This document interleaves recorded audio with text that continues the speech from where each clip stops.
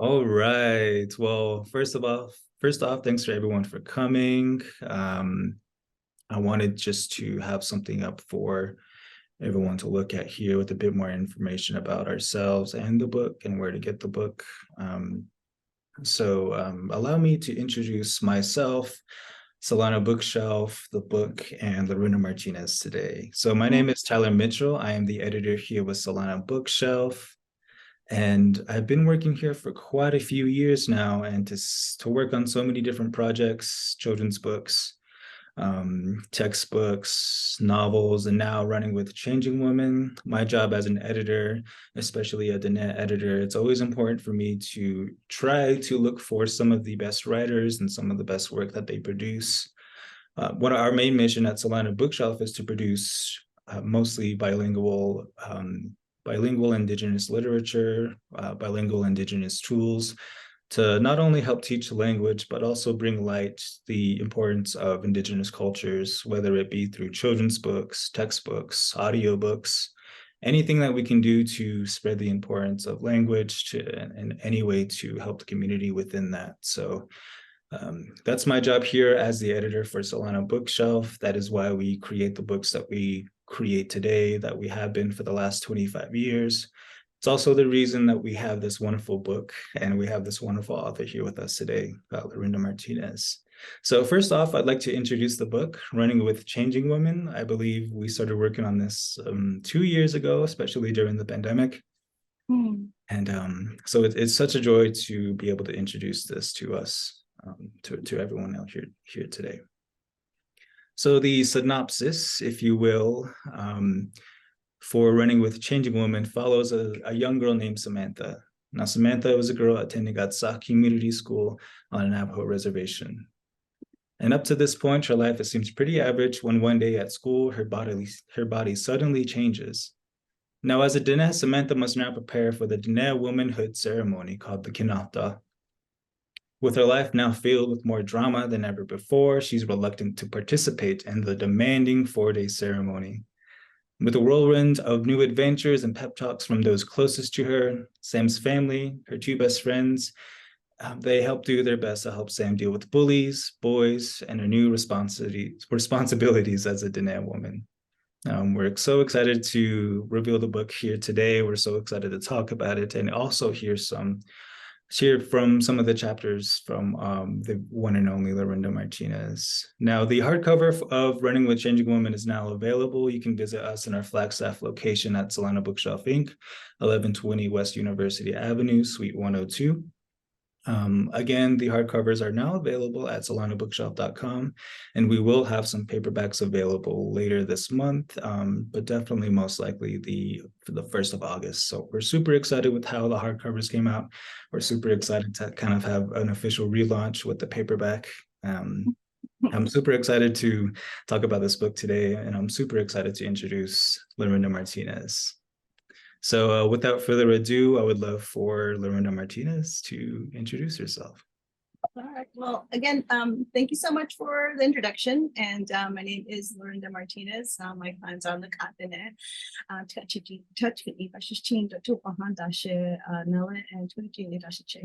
And I was raised on the reservation. I grew up in the Pueblo Pintado area, but also in Shanto, Arizona. So we would go back and forth between Arizona and New Mexico. And I did attend Highlands University, and I got my bachelor and master's degree in education.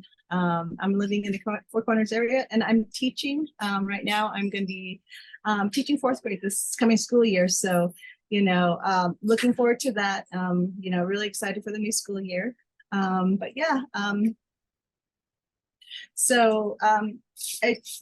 did you want to go on to the next part? So that's kind of well, first of all, I'd love to just once again thank you for being here. Thank you for your incredible work. The book came out fantastic.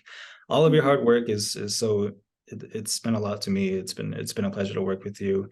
And one thing we wanted to have a little bit of surprise for everyone today is to let you know that this is first time that Lorinda is opening the box for her book. So It was Hopefully really good. some of you in the audience have gotten your copies, but Yeah, Lorinda wanted to wait for this moment to go ahead and do her own unboxing for herself. so I'm gonna go and unbox my book. I've seen the cover, of course, and we have like a little printer copy made, and so I've been like, looking through it. So this is the box that came in the mail, and life just kind of gets. But it kind of got a little crazy the last week, and I thought, you know what, I'm gonna go and open my book. I've not opened it, so I'm like, oh. So I got my scissors here, and I'm gonna go ahead and open the seal, and there is a service, like a siren going on near our house. I apologize. But here I'm gonna tearing open the sides. It took me a lot of willpower not to open it and take peeks and stuff like that. So I'm super excited to see. It's really exciting. So I got the box open, and oh wow. Woo! It's like so pretty, and it feels so real.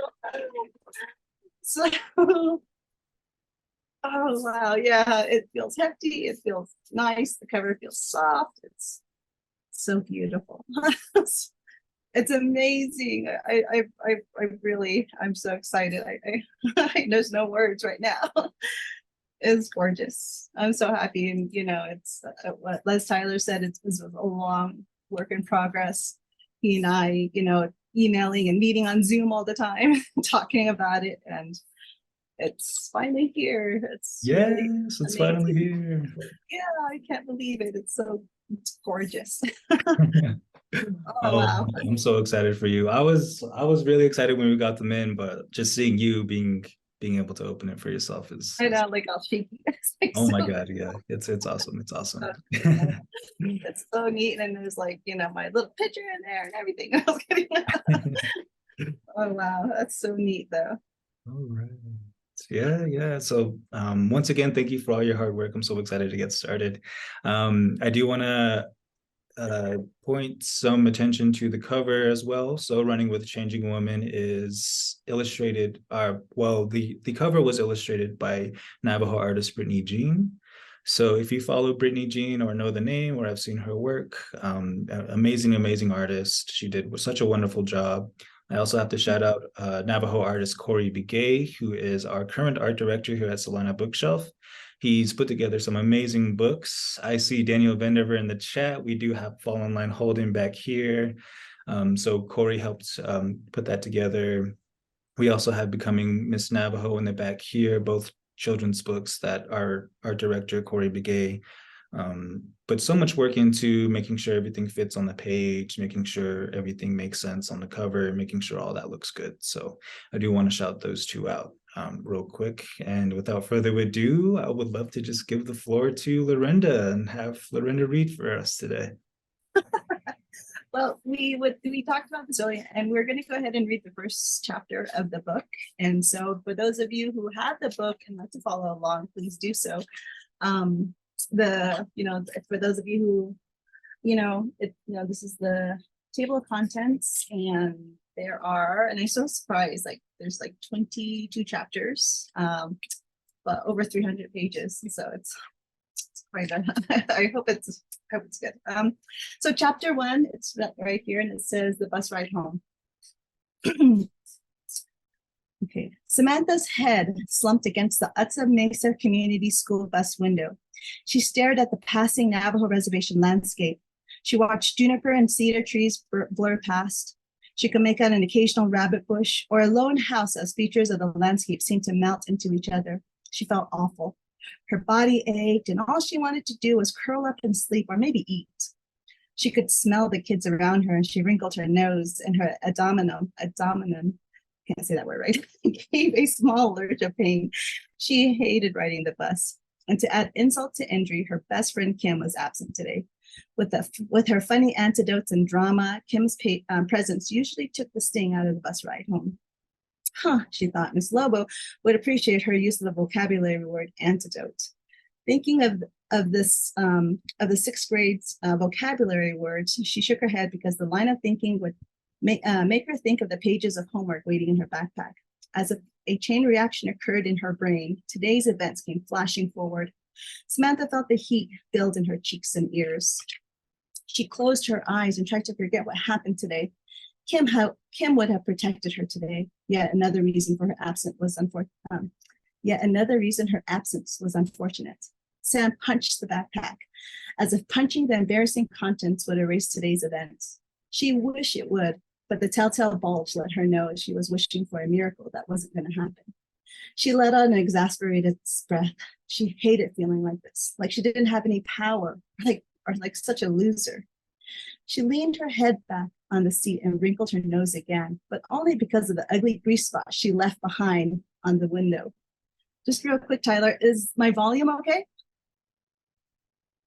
Yeah, I can hear you just fine. Okay, I'll get a little closer. Okay, let's see. She used the sleeve of her hoodie to rub it out. She wished she had not forgotten her headphones this morning when she rushed around the house before school. She vowed to herself never to do that again. For a few minutes, she thought of ways to organize her morning better but gave up because she'd never stick to a new routine. Sure, it would be really good for a few days, maybe even a week, but it wouldn't take long to spiral right back to what she usually did, which was wake up 30 minutes before the bus was due at the bus stop. She'd rush around her room, throw on some clothes, brush her teeth, and then run a brush through her tangled mess of hair. And if she was lucky, grab some granola bar or sugary pastry. The bus lurched over a bump, and all the kids shouted in protest. When was this ride ever going to end, she thought, of her comfortable bed and her precious headphones. She could get lost in her music, and maybe if she laid down, she would feel better. Hey, Sam. Edgar leaned forward in the seat next to her. Samantha pressed herself away. She could still smell the garlic on his breath from lunch. Her stomach did an involuntary lurch. She felt beads of sweat surface under her hairline and nose. What? She said, practically yelling across the bus, swiping at her nose. Check it out. He held out one side of his earbuds. It's a new song from the band I was telling you about. She vaguely remembered the conversation. Evan, another time, Ken had been absent, and he talked about his native band his cousin from Arizona plugged him into. Samantha had been talkative that time, but today was a different story. I'll listen another time. Right now, I have a headache, she replied, feeling that familiar knot in her chest when she wasn't telling the whole truth. Sorry, she added lamely. Edgar looked at her for a while, then shrugged. Okay, but it's really cool. As if to make amends, Sam said, when did the new song come out? Did your cousin send it to you? Edgar had been moving back in his seat, but paused. He replied, it came out a month ago, and yeah, my cousin texted me about it. With nothing else to say, Sam replied, let me listen to it then. I thought you had a headache, was the reply. Yeah, I do, but I'll be okay, was her response. She felt bad for telling him no. It was always nice, but not that there were any romantic feelings between them. Edgar had been one of the first people she met when she finally moved back to the reservation 2 years ago. They had been close friends until Kim came along and usurped his role. He and Kim didn't get along, so when she and Kim became best friends, Edgar seemed to draw back. This was unfortunate because Sam liked hanging out with him. It's not like Kim told her to avoid him or anything, but he seemed to distance himself when Kim was around. Kim always seemed to want to pick a fight with him too, mainly in the mornings when they waited at the bus stop. Sam felt like it was her job to keep the peace between them. Edgar handed her the left side of his earbud. She leaned forward, but not too close because of the garlic breath. She hoped her breath didn't smell like his, as they had the same lunch. She consciously tilted her head so that her mouth was facing away from him. Oblivious to all of this, Edgar let out a big breath and blew it directly into her face. Trying not to show her reactions, Samantha held her breath and closed her eyes. She felt her stomach constrict and radiate through her I can't say that word today. Abdomen. I can't say it. She slowly let out. She slowly let out her held breath and switched over to mouth breathing. The beginning sounds of an acoustic guitar began strumming in her ear. Samantha unconsciously began bobbing her head to the rhythm. The guitar was joined with a slow beat of drumming and another guitar, a bass guitar. At least she thought that's what it was called. Then her knowledge of music was limited to listening and bobbing her head as she liked the feel of it. The whiny voice of a lead singer came in after a beat or two. The lyrics were the same formula of a love gone wrong. They had There was an added complexity to the song, though. In the background, almost undetectable, came the sound of a flute. The flute added more to the somber tone and heart-wrenchedness of the song. The song was good. After their last conversation, she had looked up the band and found they actually had a YouTube channel where they posted their songs. There's a few other songs she liked. This one seemed to be checking off all the boxes. She had to get the title and look it up. The song ended, and Samantha handed back the earbud and gave him an appreciative smile. That was good, Samantha said. Thanks for sharing. Edgar smiled the smile of self-congratulation and knowing he was right about something. Yeah, I knew you'd like it, was all he said. He slid back into his seat and plugged it back into his buds. Samantha could see he replayed the song from the beginning. She smiled to herself and realized that for a while, all her issues had dissipated. This reverie was short-lived and as an annoyingly nasal, "What are you listening to, Edgar?" came rolling out. Samantha could see Edgar cringe in his seat, and she felt for him. He tried to play it off like he couldn't hear because of the volume of his music, but Samantha wasn't the only one who could see past this act. "I know you can hear me," the voice scolded. The voice belonged to Brenda, BB to her friends, on the account her name was Brenda Begay. You would think this would be a great name to pick on, but Brenda always sniffed it before it started. "How come you can share the song with Samantha and not me?" Brenda continued. "Now I'm getting dragged into this. I don't need this right now. I just want to go home," thought Samantha to herself. She tried to summon her courage. Brenda could be brutal. She could feel the focus shift over to her. It took all her willpower not to cringe into her seat. She felt eyes staring to the back of her seat. She heaved a sigh, a heavy sigh, and turned around. She looked at Brenda and arched an eyebrow. "What?" was all she could say. She could see Brenda leaning forward in her seat next to her friend. Brenda's face turned a little hostile, the native glare she had perfected. "What? You know we're friends, right?" Licking her lips, Samantha continued. "There's nothing going on if you're worried about that." This was Samantha's secret weapon. When it came to situations like this, the trick was to imply that the other person likes the boy in question and watch them squirm. Whatever was the only way to answer this with dignity. Brenda's eyes looked around to see who was watching. Samantha could see the light at the end of the tunnel. This was almost over. Absently, Samantha wondered why Edgar never got together with Brenda. She was kind of pretty. Brenda had nice eyes, and Sam could see them together.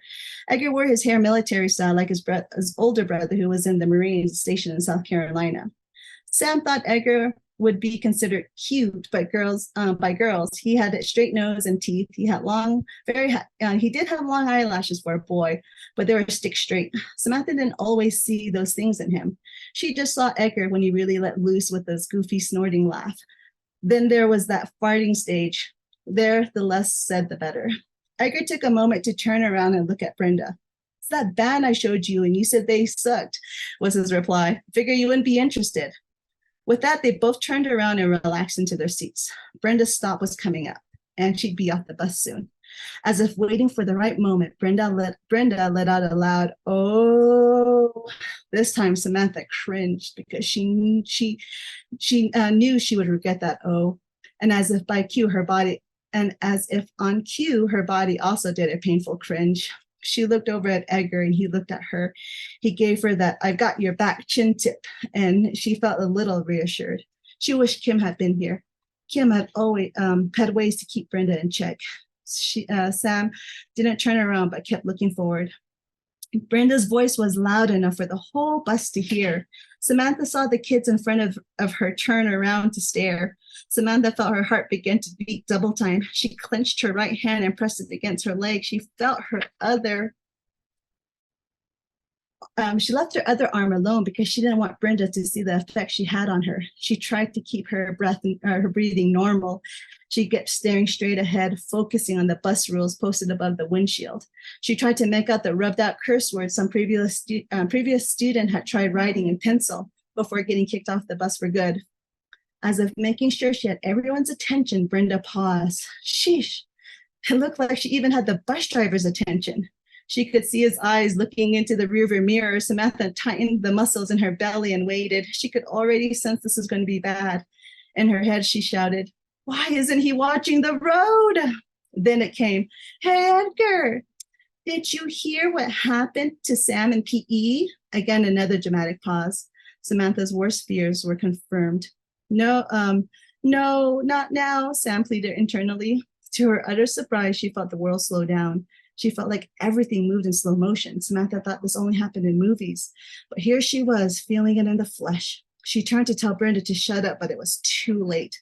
Laughing out loud, Brenda continued, "She got her period." It was like the whole world erupted in laughter. She could see Brenda's mouth moving as she told her audience of the dreadful experience, but the words didn't reach Sam. Sam tuned out the laughter around her. Sam shrank within herself, like she had in class earlier that day. It was like she was reliving the whole incident all over again. Samantha could feel the sting of tears welling up behind her eyes. She blinked them away fast and swallowed the big lump that began forming in her throat. Edgar came into focus, and she could see his embarrassment and sympathy. She focused on him. He would be her anchor. He looked at the bus driver, grabbed his backpack, and slid across the aisle and sat next to her. Samantha scooted to the side and, as if on autopilot, took the pre-offered earbud. She shoved it in her ear, and Edgar turned up the volume. Sam and Edgar sat looking straight ahead and didn't say a word, but inside, Sam knew he had saved her from further making a fool of herself, and for that she would forever be grateful to him. The bus slowed down and Brenda got up. She walked down the aisle and stopped before she climbed down the stairs to exit the bus. She looked at Samantha and smiled. Samantha wasn't a violent person, but what she wouldn't give to have a swing at Brenda and knock that smile off her face. Samantha looked at Edgar. He was native glaring Brenda so bad. Samantha smiled. Samantha's smile beamed out at Brenda. Maybe she had one after all. Brenda and the other students got off the bus, and the bus surged forward. The next stop would be the Salt Cedar Indian Health Service housing next to the hospital. These homes were usually well constructed to lure fresh doctors to work on the isolated reservation in northern New Mexico. The housing was available for IHS staff. Sam's mom worked as a head nurse in her department. Kim's dad worked in maintenance, and Kim's mom worked as a part-time as a nursing assistant. Edgar's mom worked as a dental technician, and his dad was a custodian. Sometimes Sam and Kim were teased that they act snobby because of where they live, but their families didn't make as much as the doctors. That didn't stop the kids at school from judging them. Sam could feel her heart and body relaxing as they put distance between Brenda. She took a few calming breaths. At least she thought it was calming. She had seen girls on TV doing this to calm themselves down. She tried to imagine something calming, like a beach or a waterfall. Edgar's voice cut through the meditation. "You know you have garlic breath, right?" He was making a dramatic face, his vampire face, while making a cross sign with his fingers. She knew he was trying to make her laugh, trying to make her forget about Brenda. Sam smiled and almost shoved him off of the seat. "You should smell your own breath. I didn't have seconds like you." As Edgar repositioned himself in his seat, he laughed, snorted. "Yeah, Miss Antonio can make a mean biscotti." This comment had Sam laughing, which brought out another snort laugh from Edgar. This turned into one of those laughing fits where you couldn't help but laugh when you catch other person's eye. Sam didn't know what to say. "How do you thank someone for saving you from further humiliation?" "How?" Sam pulled the earbud from her ear and handed it over to Edgar with a rueful smile. He snapped it up and dangled it on his ear for safekeeping. They finally made it to their stop. They stood up and gathered their backpacks. They were the only two getting off. As they marched off the bus driver yelled out, "Hey, if your mother's looking for a medicine man for the ceremony, I know a good one." Sam looked at him. "What?" The bus driver glared at her. "Don't you know your culture?" With that, he slammed the door shut and drove off. Sam slammed her palm on her forehead as the realization soaked in. "Oh," she groaned. "What?" was Edgar's reply. He was shoving his earbuds back in his ear. "My mom's gonna want to have that ceremony for girls," was Sam's response. "What ceremony?" Edgar asked. "You know, the Canada ceremony," Sam said. "Wait, you're going to Canada?" he said. He tilted his head to the side with a confused look. The look dissipated as realization dawned on him. "Oh, you mean the Kinaalda ceremony? Oh man, I wouldn't wish that on Brenda even," Edgar said with saucer eyes. "My cousin had it and she said it was the worst. I know, said Sam, feeling her chest tighten. My older sister had it and she said the same thing. What am I going to do? Edgar looked at her like a deer in headlights. Just tell your mom you don't want it. Easy for you to say, Sam almost screamed as she ran her hands through her hair. So what are you going to do? Edgar asked as they began walking toward the Indian Health Service hospital housing. I don't know. Maybe wait to tell my mom until I don't know. Maybe wait to tell my mom until I can think of an excuse. Sam replied lamely. At this point, Sam noticed that Edgar was looking at her weird. What? She asked. He cleared his throat and said, okay, I'm just asking because I think you're like a sister or something, but is it weird? Sam's eyes bulged at him. She couldn't believe he was being interviewed by him. What do you mean? Was all that she could sputter out as a response. Edgar looked just as freaked out, but he continued, come on, Sam, you know my uncle's a medicine man. He mentioned a story about changing women, and supposedly you're going to learn all these secrets or something. Sam looked at him like he had grown a second head. Dude, I don't know what your uncle was talking about. I didn't get blasted with secret knowledge. In fact, I feel more confused about life than ever before. Sam looked at Edgar and asked, Sam looked at Edgar and asked, so what did your uncle say about the ceremony? Let's see, Edgar said, looking up in concentration. He shrugged and turned to walk away, but stopped and said, you know, my uncle also said that changing woman was found over by Navajo Disley, that mesa we passed going to school. He licked his lip and continued, one of the Dine found her. I can't remember which one, but she was a baby and she grew in 4 days. She had the Kinaalda ceremony and taught the women how to be. What does that mean? Taught the women, asked Sam, a little annoyed. I don't know. My uncle calls it a women's ceremony. He only does the sing. He said this. He sings songs all night. These songs were put together by changing women in Dine. What are the Dine? Asked quietly. Holy people, Edgar asked. Sam nodded and asked, so you sing all night. Do I have to sing? Edgar shook his head no and said, really, Sam, I don't know. I'm just trying to remember what my uncle said. He shrugged his shoulders as if letting her decide what to do with that bit of knowledge. She walked a few paces before turning and called out to Edgar, hey, thanks. Edgar turned and gave her a small wave, and Sam did the same with a smile. Edgar gave her a chin tip and walked away as Sam turned and thought, secrets? And that's the end of chapter 1. So that was a whole chapter. That was a long chapter. Yeah, so that was the whole chapter. Thank you so much for reading. Again, I was so excited to share this book today, and if I can remember receiving your manuscript about 2 years ago and reading it for the first time, one of the things I noticed was how modern it seemed. You see a lot of the kind of small nuances that each of the characters have. I think the first thing that caught my eye was when Sam kind of wipes the grease spot away on the window. And there's so many moments after that small little detail that kept reminding me like, oh my God, that's exactly what I used to do as a kid. I remember every single thing about that. So we're super excited to have you here with us. I did want to talk a little bit about your process as a writer, with the fact that you're trying to handle the Kinaalda ceremony. If you could give us like a quick run through of what the Kinaalda ceremony is for our non-Navajos in the audience, and also just what compelled you to write a book about this, especially a young adult novel. Well, the ceremony itself, it's to kind of teach young girls who are becoming women how to kind of take care of themselves, how to represent themselves to the world. Teachings are taught during this time. You're told, and a lot of times with me, it's more like, you gotta work hard, and that's one of the things, you're always, and I think a lot of times like, well, I mean, thinking about my family, thinking about my mom, she was like, taking care of babies when she was a baby herself, like she was, and so I remember,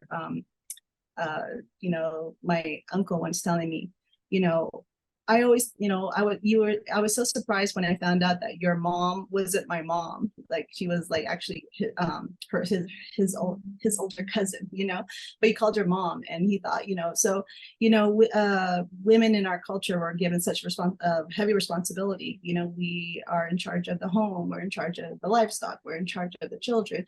So, it's a matriarchal society. So I think in that way, when you have a ceremony like this, you're setting yourself up, life is going to be hard, life is going to really have a lot of things thrown at you. And so I think the ceremony is explaining to us that, you have to be strong, you have to, remember a lot of these important teachings and stuff like that. So that, of course, as a kid, when I went through it, I didn't see it like that. It's like you start to see it and appreciate these things as you get older. And so another reason why I wrote it was, growing up as a kid on the reservation, first of all, our books are kind of old. I remember coming across the Judy Blume book, Are You There, God? It's Me, Margaret. And I think it was like written in the 70s or something like that. And I was like a kid getting it when I was like in the 90s. And I remember reading it, and I felt a connection to the book because the girl was young, like me. And so I was really, reading it and enjoying the book until they got to the part where the girl like wanted to become a woman. And I remember thinking to myself, like, why? Why does she want it? Because she, like, in the book, she made a big deal about it, like, oh, when I become a woman. And I was thinking to myself, why does she want it? And like, does she know? And so, it's kind of like, when you read those books and you watch video or TV and stuff like that, and they talk about that. And it's just kind of like, there's this excitement about it. And I think for some Navajo girls, like, for me, I was like, I didn't want to, because we know what was going to come after you become a lady. And so, that was one of the things. I think there's this stigma behind it, and we all get scared, to think about it. And, so I guess writing about it, I think it would be kind of a good idea just to kind of put it, I don't know. I guess sometimes, like, when you get older, you appreciate it, what you've gone through, what your family's done for you, because it's a lot, what your family does. They sacrifice a lot for you. And, it's like a form of love language, I guess you could say too. So. Oh, definitely, definitely. I love the fact that you share your experience of growing up and seeing other people talk about growing up and becoming a woman, and then seeing how much responsibility that a lot of people take on. And we see Sam throughout the first half of the book too. She's so anxious, she's so scared. She feels like everything's happening all at once and she doesn't know how to deal with it. And so we see her kind of a small drift coming between her and her mom, her and her friends. And so one important aspect of the book is that she talks to people. She talks to a lot of the adults, her teachers, her mom, her stepdad. They all kind of steer her toward the right idea of, this is an important moment for you, and you should listen and you should learn as much as you can about it. And but we see Sam just struggling as a kid. This idea that it's so hard for her. The real world seems to be too much to bear at this moment. And so, I love that idea that you want to bring some awareness to what the Kinaalda ceremony can do for young women, and this idea of, like, especially young Indigenous women, kind of creating the stories so that they can relate to it, so they know that they too could get through it as well. It's such a beautiful book. One thing I want to talk about is how the first half of the book is very modern. We see Samantha and her friends and her mom and her little brother. They're all kind of dealing with the information the same time as Sam is. We see Sam being bullied at school for what had happened to her. We see Sam engaging with conversations with adults around her, and it's all kind of set in a modern setting. We see she lives in the IHS housing in Atsa Mesa. We see her, we see all the kids at school talking about tradition, and they're all kind of throwing in their own little opinions on it. And it was really, really interesting to see this, the first half of the book focusing on the modern side of it, and then we see the later half of the book focusing on the traditional side. So the second half of the book is where the ceremony begins, and we see Sam going through, we get away from her friends and that security that she had, and she goes to her grandma's house in Black Mesa, right? That was Black Mesa. Yeah, Yeah, so she goes to Black Mesa, and I know we did want to discuss a little bit about, I think, chapter 7, where we see a little bit of engagement. But I think just for the sake of time, if it'd be okay to just skip ahead to one of the more important scenes that, for those of you who aren't Navajo, might find really interesting, but also some of you who are Navajo, I'm sure you could really, really relate to this experience. So I'd love for Lorinda to take it away again. Yeah, and just wanted to make a note, and I know you had pointed this out, and I thought it was a great detail on your part, Tyler, was in the book, if you'll notice, and I thought this is so cool, you'll see the girl right here, she's kind of dressed in jeans and a backpack and stuff like that. And then like further in the book when she does, because that's like pre-ceremony, and then during the ceremony, you can see she's dressed in traditional clothes. I thought that was like such a great detail. I was like, oh, that's so cool. So I like that idea. It was so awesome. So just a bit of context on this chapter. It's chapter 16 for those of you who have the book. I might not go start at the beginning, just to kind of give you a bit of context. But so Sam, it's called the testing of Sam and Rebecca. So oftentimes, I guess in a way we get tested, can she make fry bread? Can she butcher? Can she do these things? And so, in a way it's kind of like you're kind of measured by how well you do these things. And so, Sam in a way is being tested in that, like, what can she demonstrate as far as, butchering and stuff like that? Well, she can't butcher, she can't touch any meat or knives during the ceremony, but she can prepare for it. And so, in the way Sam passes her test, because she knows to grab the bowls, she knows to put the water on to heat up the water so that they could clean out the chi and stuff like that. So, but there's actually another character in this book, and her name is Rebecca. Now, Rebecca is kind of like an in-law. And so for my Navajo audience out there, we know, when it comes to in-laws. So Rebecca was not raised on the reservation. She wasn't raised traditionally.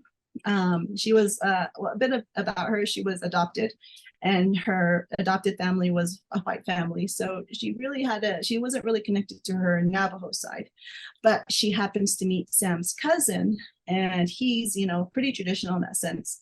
And so they get together. And so Rebecca's like, coming onto the reservation with Kenny. So Kenny brings her to meet the family. So, in our way, we're all like, we look at her, does she know how to make bread? And so Rebecca's being tested too during the ceremony, just to kind of see, and so just a bit about Rebecca. She's a good character. I like her. Let's see. So here, this is the part where it says, okay, we're just trying to find it. Okay, I'll start from this part right here. For those of you who have the book and want to follow along, I'm on page 202, and I'm at the very bottom. Sam may not have been aware. That's kind of like the second to last paragraph. Sam may not have been aware she was on autopilot, but after years of helping her mom and Masana butcher, she knew what they needed, and this made her mom and Masana proud. Sam's mom was adding more wood to the fire.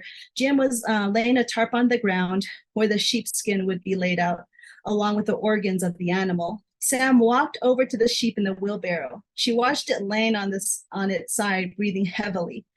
Every once in a while, it bad its displeasure at being tied up and abandoned in a wheelbarrow. This conjured up a memory of her trying to make the animal feel better by petting it. Sam remembered her dad saying, "Don't feel sorry for that sheep. If we don't butcher it now, its meat will be too old and hard to chew. Its hide won't make a good sheepskin. We care for this animal to sustain our family, but now we will give thanks for its sacrifice, because from this animal we will be strong. Your Masana knows prayers and songs. Don't feel bad for it. It'll be used in a good way." Despite this speech, Sam still cried and had to be comforted by her mom back then. But now Sam could see the logic through it, but she still felt bad. Tentatively, she said a prayer in her mind. part of the book too is Sam is exploring the idea of prayers, saying prayers and stuff like that. So she's kind of taking moments, to try to say prayers, and it's kind of like a tentative way of learning, and then she's been taught. So things that she's observed. So she says a prayer. Diandana, please watch over us as we butcher. Thank you for allowing us to butcher the sheep. I know we will use this meat during my ceremony. I know it will be good. Sam felt better and hoped her prayer was good. Her masana startled Sam from her reverie by shouting out to Kenny and Jim to move the sheep into position.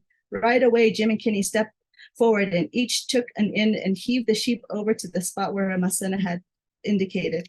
As Sam's mom and Masani knelt down beside the animal, Kenny handed her Masana a pinon branch. She began brushing off the sheep's body, taking off the caked-on dirt and debris from the wool. Rebecca looked surprised and looked at Kenny in astonishment. Kenny looked bored. Sam sat next to her mom on the ground, but her Masana shouted, "Ndika doda," shaking her head no. Her mom turned to Sam and said, "Shiaja, you can't help with the butchering. You're not allowed to cut or touch the raw meat or touch any blood, remember?" Sam nodded and immediately stood up. And as she stood, her Masana turned to Rebecca and said, "Hako," beckoning her with her hand to sit next to Sam's mom. Rebecca stepped forward hesitantly and looked at Kenny. He gave her an encouraging smile. She smiled back tentatively and sat beside Sam's mom. Sam's mom gave Rebecca a smile of encouragement. Rebecca gave her a genuine smile back, as if she found an ally. Her smile faded fast as Sam's Masana shoved a bowl into Rebecca's hand and pointed to the neck. Sam felt this would be some kind of test. Rebecca would hold the bowl as her Masana severed the neck of the animal. Of course, Rebecca didn't seem to understand this and sat holding the bowl. Sam's mom tried to take the bowl, but Sam's Masana shook her head no and pointed to Rebecca.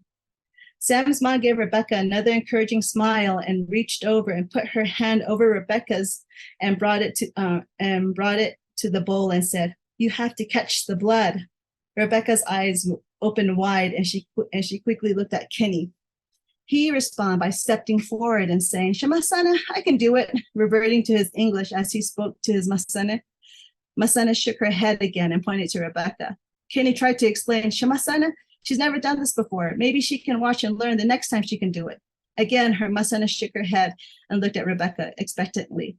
Sam looked at the faces of the adults and knew that something unspoken was happening here. All eyes were on Rebecca. She looked at Kenny and smiled at him with such a, all eyes were on Rebecca. She looked at Kenny and smiled at him with such a beautiful open smile that Kenny visibly relaxed.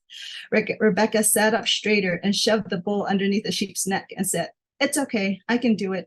Everyone seemed to give a sigh of relief, and now all their eyes were on their Masana. She looked at Kenny and gave a slight nod as if saying Rebecca had passed this little test. Sam smiled at this nod and could see the relief etched on Kenny too. Rebecca's smile radiated until the first slice into the sheep's throat began. Her look changed from one of confidence to one of abject horror. But she held onto the bowl. The blood of the sheep flowed into the bowl, and the struggling animal began to lose its fight until finally all was quiet. Sam's Masana stroked the dying animal and said a few words in Navajo. She tried to tune in, but only understood that her Masana was saying a prayer. Her Masana then picked up a pinon branch and began stroking the animal as she spoke. Rebecca turned to Sam's mom and asked, "What's she doing?" Her mom began to explain. "When you saw her brushing off the animal, she was brushing off the dirt and debris. Now she's doing a prayer or a blessing. When you brush the sheep off with pinon branch, you're praying that the meat will be tender and there will be plenty of fat and that the skinning will be easy. It's an old tradition that Masana does." Rebecca nodded. She held the bowl in place and waited for the blood flow to stop. As the blood began to slow, Sam's Masana and mom grabbed the sheep by its leg and turned it on its back.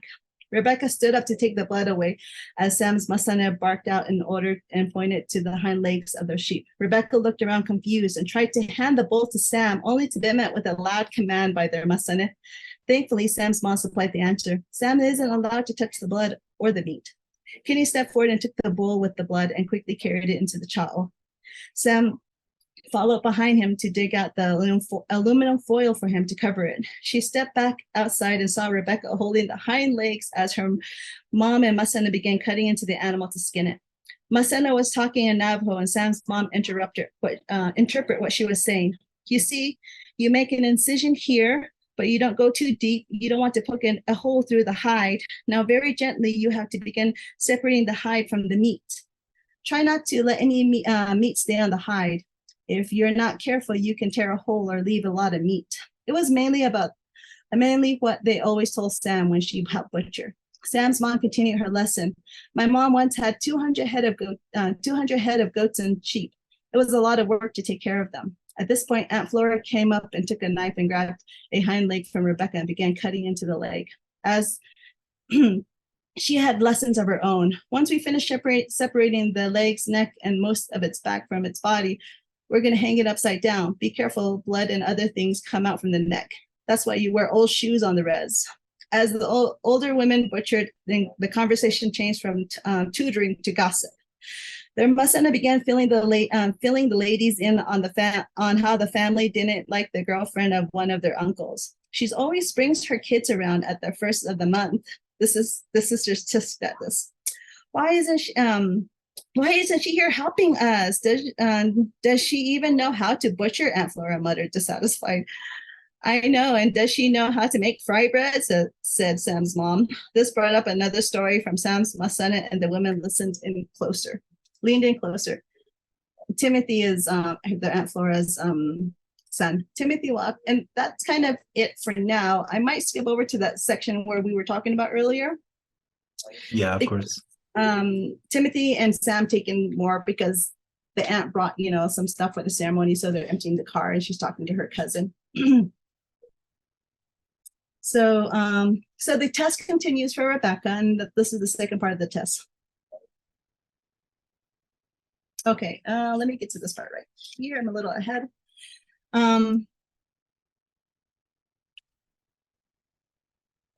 Okay, so that was one thing that Sam didn't like about butchering, especially when she had to be the one to dump out the stomach. And really this was kind of nice because she wasn't allowed to help. Sam walked into the chao and put away a pile of supplies they brought in. Timothy had disappeared back into the hogan. Sam walked out to join the others, feeling pretty happy about her luck when she saw Rebecca was given the huge stomach filled with the sheep's poop, and she felt nervous for her. Kitty stepped forward and said, "Let me take that." Another test. Her Masena nodded her head no. Kitty gave Rebecca an encouraging smile and told her, "You got to hold it here and then kind of lean forward because it splatters all over. Plus, make sure you have a good grip, otherwise the contents will spill all over you." He was walking away with her, but her Masena called out and told him to check on the fire to see if there were hot coals for cooking. Sam then called out, "Let me show you how to dump it," but was called back and told to make dough for bread. Sam gave one last look and walked back into the chao. She began to nervously gather the ingredients to make her dough, and she heard it. Ah! Rebecca gave a little screech and a curse. Sam stopped and tried to listen, but didn't hear anything. Kenny, who was working at getting hot coals, separating the burning wood hot coals from the burning wood, stopped what he was doing and raced out to look for Rebecca. Sam ran to the door and peeked out. Rebecca came walking back with her left leg and shoe covered in the distinct green sludge. Kenny came running up and was already yelling out, "Oh, Rebecca, I'm sorry. I'll buy you a new pair of shoes. I'm sorry. I didn't help you." All eyes were on Rebecca for what felt like an eternity. Then Rebecca, looking at Kenny, suddenly burst out laughing. It was the loudest laugh Sam had ever heard. Kenny just stared at Rebecca quietly, as if she had gone crazy. Then Sam heard it. She heard her Masena laughing. Sam walked out and looked at the direction of her Masena, and she was leaning over, laughing over too, and this gave everyone permission to laugh. Sam joined her family as they all laughed, big whooping belly laughs at that moment. Sam knew that Rebecca was going to be accepted into the family. Aunt Flora stepped forward and took the offensive stomach from Rebecca and told her to shower and change her clothes. Kenny walked along with Rebecca, his arms draped around her shoulder, talking to her. "This reminds me of the time my sister Renee was dumping the sheep's stomach and she dropped it. Well, then Shush came running up and snatched the thing off the ground and ran away. My Masena was mad. She wanted to make blood sausage. To this day, whenever Renee helps with butchering, someone brings the story up and tells her to be careful. The couple walked away laughing, walking a little closer together. So that was the in-law test in the book. Ooh, that's one of the I'm sure that's going to be a lot of people's favorite parts, and I'm sure if there are any Navajo listeners or people who have witnessed the ceremony, I'm sure they all know about the little quirks and rites of passages that the family does have to deal with. So thanks again for reading, Lorinda. So again, I think one of the huge things about the book is that the first half is very modern. We see Samantha dealing with embarrassment, we see her dealing with stress, and then of course in the second half we see so much traditional knowledge being shared by not only her masane or her mom, but also her aunties and her cousins that all have been through it before.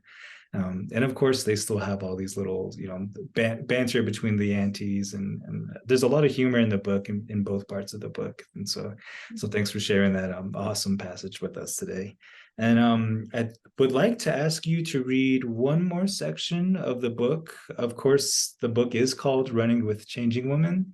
And if you were to read a little bit from near the end of the book, where we do see Samantha engaging in a very important part of the ceremony, which is one of the last runs that she has to do for the ceremony.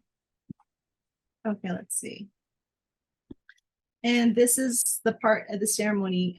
In the ceremony, toward the end,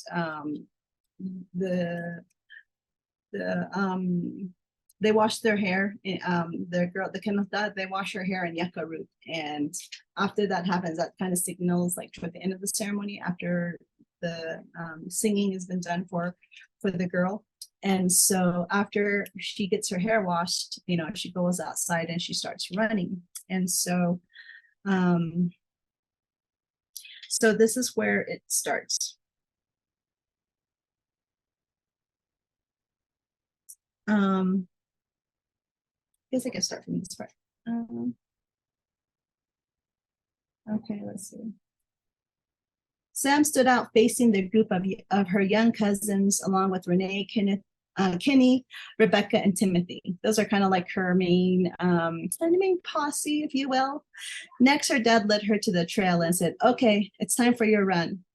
While you run, Shiaja, think about your future. It's like saying a prayer. Make sure to yell so the gods can hear you and bless you." Sam took her place in front of the pack. She took off running. She was so nervous that she began to outpace the group. Her dad kept up with her and told her, "Slow down, Shiaja, you're going to lose everyone at this speed." He didn't want to lose anyone on the trail as they ran.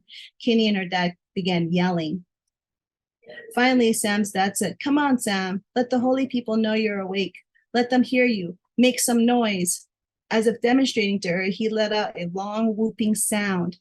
This sound made Sam cringe. But she swallowed and began shouting out to identify herself to the holy beings.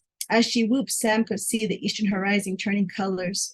She couldn't really see the trail, but she knew that the sun would be rising. Sam let out a loud whoop and went a little bit faster. Her hair was still wet and felt cold. She could feel the beads of water going down her shirt, and she could feel the coal hit her wet skin. She shivered involuntarily and knew she would have to pick up her pace to warm herself up. She looked at the east and could see more of the landscape around her. She took off with another big whoop. She looked back and could see Kenny and Timothy were keeping pace with her. She could see Renee a little further back and Rebecca walking next to Sam's dad. Kenny spoke up and said, "Your dad said to turn around where you reach the edge of the canyon." This was about 2 miles away from Sam's Masana's house. Sam smiled and kept up her pace. She could hear Timothy breathing hard behind her. He was slowing down, and Kenny and Sam were outpacing him. Sam kept running. Sam thought of everything that happened. She couldn't believe this was her last day. "I know I should be happy to finish, but Renee, Kenny, Rebecca, and Timothy will be going back to their lives. Plus, I'm going to miss taking care of the sheep with Miles. Poor Miles is going to miss feeding the lambs." Miles is her little baby brother. Then there's Masana. She'll be all alone, thought Sam. Sam felt a lump forming in her throat, along with the stinging sensation in her eyes that caused them to fill with tears. Sam blinked away the tears and let them run down her face. That's when she felt it. She felt her heart beating a rhythm through her body like a drum. She felt it pumping at her wrists. She focused on that pulse and felt strength pump into her body. She aligned her stride to this beat, sinking herself into rhythm. She felt alive and renewed. Maybe it was the coolness from her wet hair, but it energized her. She felt a surge in herself. She took a deep breath.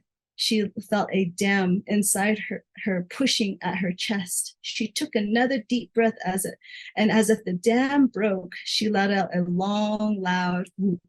Since they were nearing the canyon edge, her whoop echoed loudly throughout the canyon, as if trying to reach the gods themselves to declare she was here. I can do it. I can be me. I can love myself because I have my family. This is stupid, but it feels good. I have them. Even Timothy will be there for me. I can be strong because of them. They help make me strong, thought Sam. She smiled and whooped again, but this time it was followed by her dad, Kenny, and everybody in the running party. Sam felt the energy move from her chest to her feet, and as if for the first time, she broke free from the restraint that had been holding her back. Then the feeling of doubt or waiting for someone to tell her what to do. At the moment, she knew she didn't want to be told to hold back. She did a little hop and broke free. She let her body move, and she knew she was going to make it hard for them to keep up with her. But for the first time, she felt free. Woo! Awesome. Thank you, thank you, thank you. I'm so excited.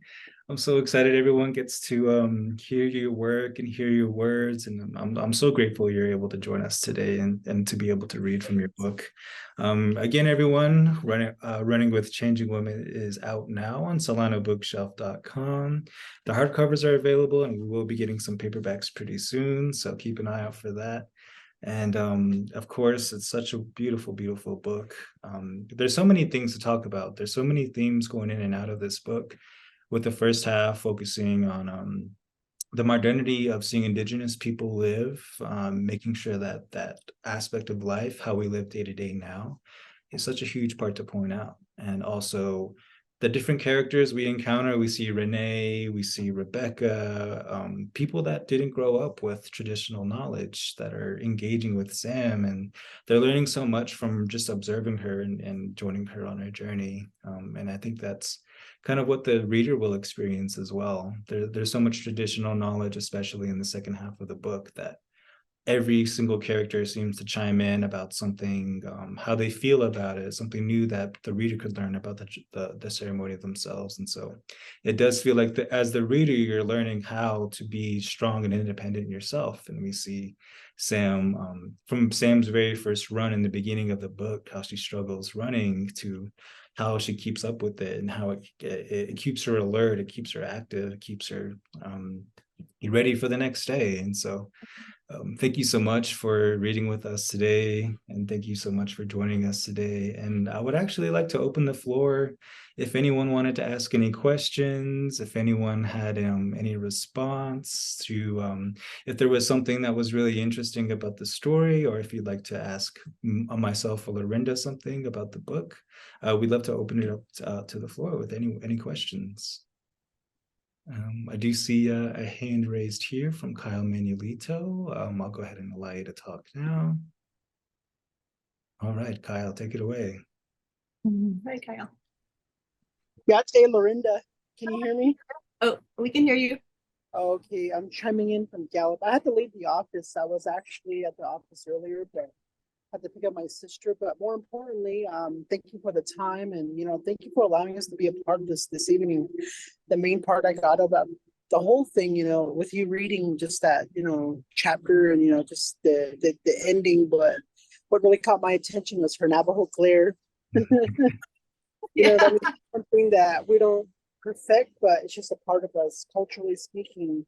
So I really want to hear more, and I want to get in contact with a book of mine for me personally. But I don't know if you noticed in the chat earlier, I work with Four Corners Detox Recovery here in Gallup. And substance use disorder affects us all, not only people in recovery like myself, but people, like families, children, obviously. But I was wanting to know if you were interested in coming out to Gallup to talk to our clients, and do some like positive role modeling and just some reassurance, to our clients. And would that be a possibility for you? I would be interested. I do have a Facebook account. I've not been on it, but on there I have an email address. Yeah, I have an email address on the Facebook account. So if you want to look me up, you can send me an email with some more information on that. So just go to your Facebook, Lorinda Martinez. Yeah, it's Lorinda Martinez. Yeah, and then my picture that's in the book, the one that Tyler was showing, it's going to be like the profile picture. Yeah. Oh, great, thank you. And one more question for Tyler is, do you guys work with like Navajo artists for, like, say, like in regards to Lorinda, what she had to offer with her book and her manuscript? Can I get in contact with you, Tyler, in regards to, possible artwork? Because I know of an artist who, may contribute to this really good. And I think that I have a really good idea. Yeah, of course. I'll go ahead and leave my email in the chat, and I want to leave it there open for anyone else too. It does sound like you would love to have Lorinda come out and read to you. And you can also reach out to me if you would want to set something up, and I can reach out to Lorinda that way as well. We are hoping to have some in-person readings and, of course, some more online readings if other people want to host Lorinda. We do hope to have an opening or at least an in-person reading in Farmington, where Lorinda is located now. So keep a lookout on our social media page, and also go ahead and write down my email in the chat there. Feel free to reach out to us. We'd love to send books to organizations. We love to set up some readings. We just love to try to be work in the community as much as we can, and any way we can get involved, please let us know, and feel free to email me. So yeah, definitely. Thank you. Again. I will be contacting you too. And yeah, Lorinda. Oh no, thank you. Thank you, guys. Thank you. All right, and it looks like we do have another question in the chat. Someone is asking if you would like to do a series, or if you would like to continue the story, or at least, offer a little bit more. Oh yeah, I think there's always, I do have lots of other ideas to write about, and yeah, for sure, it was 2 years in the making. Hopefully, if I do write another one, it's going to be faster. But we've been brainstorming ideas together and doing that. So I think, I'm hoping we can start working on another project. It's just a matter of, for me, just trying to be respectful and trying not to step on people's toes and stuff like that. And so I'm just doing some research and stuff like that on my part, just to make sure how to approach it, I guess. So, but yeah, I'd love to write another book for sure. I think it was fun, and it was a good outlet for me too, because sometimes I was telling my husband, when I start envisioning scenes of the story in my head, like I see the characters talking to each other, and I'm like, that's when I know, okay, I need to start getting paper to pencil, or in this case, fingers to type to keyboard. Of course, yeah. Thank you for that. Thank you for that question. I think the book itself has so many different characters offering little things that, of course, people are going to be asking for a series. Of course, people are going to ask for more information. Yeah, Rebecca, she's a good character. Yeah, we love Rebecca. She's pretty cool. Before I do forget, I do want to talk a little bit more about things that readers can learn from the book. And not only will you have lessons throughout the book from that you can learn, like traditional knowledge that a lot of people don't know about. There's a great moment inside the book where there's a teacher that comes in. It's their cultural teacher from their school, and he comes in and he's the one that actually tells the story of changing women and the story of the Kinaalda. It's such an amazing part, an amazing moment in the book that I think readers could really, really just learn a lot from. And even younger readers, even younger than people who are learning how to get into chapter books for the first time. I think it's like a one tool that you use to share the story in a simple way that any reader could pick up on and share the importance of the Kinaalda. I think that was one important tool I wanted to talk about, as well as the glossary in the back. So if you do get a book, we worked hard with a Navajo language teacher named Geneva Johnson. she was helping us a lot with making sure the Navajo was spelled correctly, making sure a lot of the concepts that we were sharing about the Kinaalda ceremony itself, making sure that we had all the right information about it, make sure we were describing things the correct way, and also making sure we weren't oversharing a lot of the traditions that are so important to us and so sacred. But we also do want to shout out the amazing work that she did inside the glossary. So the second half of the book, like we said before, there's a lot of traditional knowledge. A lot of the characters, including Sam's grandma, her masane, she starts talking mostly, almost entirely in Navajo for the second half of the book. And so there's different concepts in Navajo. There's different words that pop up a lot in Navajo. And so it's always awesome to be able to share different ways that we can help the reader along, learn different concepts and different terms of the Navajo language and of the Navajo culture. So I did want to talk about that aspect a little bit. So thanks everyone. If anyone had any more questions, or if there was any last words you would like to say, it's such an amazing book. The settings, the character, all the lessons that people can learn from it. I hope you have the book, so you amazing. enjoy it. Yeah. So I think, I guess one last question. I think it would also connect to the first question I asked about the importance of writing a book like this. So with so many different themes for young readers to latch onto, as well as so many different things for non-Indigenous people to latch onto and learn from, we do think that creates a kind of respect for Indigenous people, Indigenous culture, Indigenous language. We do hope that creates kind of a necessity to raise the voices of Indigenous people.